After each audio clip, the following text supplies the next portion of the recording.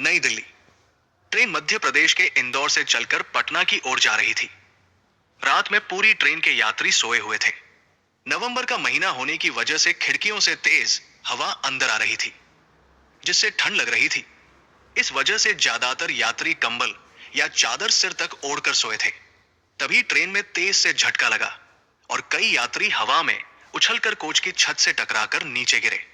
इसके बाद चारों ओर कोहराम मच गया। घटना आज ही के दिन साल 2016 में कानपुर देहात के पुखराया में हुई थी। इस घटना में 150 से अधिक लोग मारे गए थे और सैकड़ों लोग घायल हुए थे। Train number 19 Indore Patna express 20 नवंबर की रात इंदौर से पटना की ओर जा रही थी। रात लगभग 3 बजे का समय था। ट्रेन झांसी कानपुर लाइन पर मलासा और पुखराया के बीच चली जा रही थी। इसकी स्पीड 106 किलोमीटर प्रति घंटे की थी। तभी एक स्लीपर कोच की वेल्डिंग का एक हिस्सा टूटकर पटरी पर गिर गया। यह हिस्सा जंग लगने की वजह से कमजोर हो चुका था। गिरे हुए टुकड़े ने पटरी पर बाधा हुई, जिससे ट्रेन की 2 बोगियां S1 और S2 पटरी से उतर गई। हादसे में काफी संख्या में लोग कोच में फंस गए थे। कोच को काटकर निकाला गया।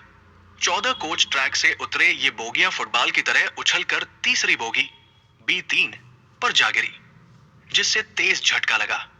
इस तरह ट्रेन की करीब 14 कोच पटरी से उतर गए। लोको पायलट ने झटके महसूस किए और इमरजेंसी ब्रेक लगाई, लेकिन तब तक देर हो चुकी थी। ज्यादातर मौतें S1 और 2 से बचाव कार्य में पता चला कि ज्यादातर मौतें S1 और S2 स्लीपर कोचों में हुई। ज्यादातर यात्री सो रहे थे। हादसे के तुरंत बाद ग्रामीणों ने बचाव कार्य शुरू किया, लेकिन ज्यादातर यात्री मलबे में फंस चुके थे। इस वजह से उन्हें परेशानी हुई।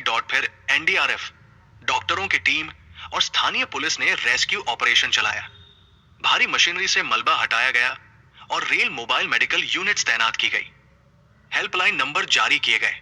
ट्रेन में ज्यादातर यात्री मध्य प्रदेश, उत्तर प्रदेश और बिहार के थे, जो दिवाली और छठ त्योहार मनाकर काम पर वापस लौट रहे थे। जांच में मैकेनिकल फेलियर बताया गया।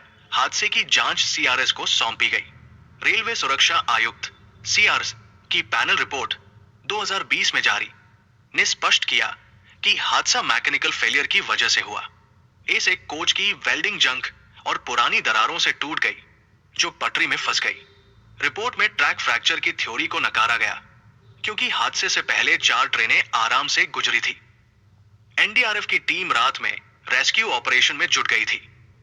हादसे रोकने को रेलवे की खास पहल। भारतीय रेलवे ने ट्रेन हादसे रोकने के लिए कवच नामक स्वदेशी एंटी कोलिजन सिस्टम को तेजी से लागू करना शुरू कर दिया है। ये ऑटोमेटिक ब्रेकिंग सिस्टम ट्रेनों को आपस में टकराने, सिग्नल पास करने और तेज रफ्तार में खतरे की स्थिति में अपने आप रोक देता है। अब तक 10,000 किलोमीटर से ज्यादा रूट पर कवच लग चुका है और 2025 से 30 तक पूरे नेटवर्क को कवर करने का लक्ष्य है।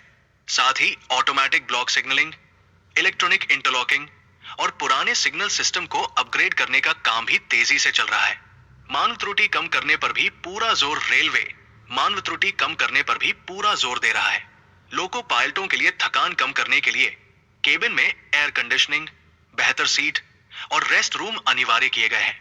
हर ट्रेन में ऑटोमेटिक फायर डिटेक्शन और सेपरेशन सिस्टम लगाए जा रहे हैं। पटरी टूटने की पहले से जांच के लिए अल्ट्रासोनिक मशीनों के साथ अब ड्रोन और आर्टिफिशियल इंटेलिजेंस आधारित मॉनिटरिंग भी शुरू हो गई है। पुरानी ICF कोचों को तेजी से सुरक्षित LHB कोचों से बदला जा रहा है, जिससे डिरेलमेंट होने पर भी जान का खतरा बहुत कम हो जाता है।